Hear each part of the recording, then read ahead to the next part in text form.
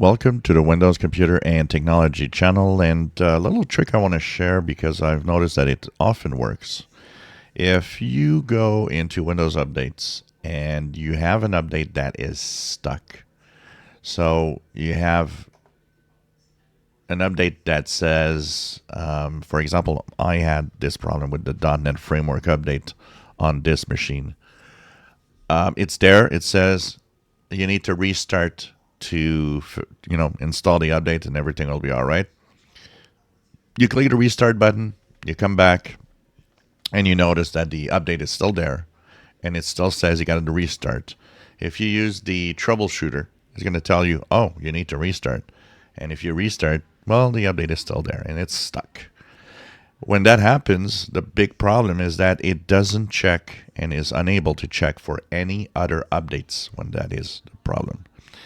So what you can do when that happens is just when you have the update, you can pause your updates. So click pause the update for 1 week. So this will make the update disappear from the list. And you'll see it says paused until a certain date. If you click the resume update, you'll notice that now it's going to do checking for updates. It will re-download and reinstall the update that was stuck.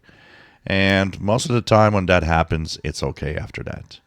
At the same time, if that update prevented you from having other updates, well, at least you could now see the other updates come through.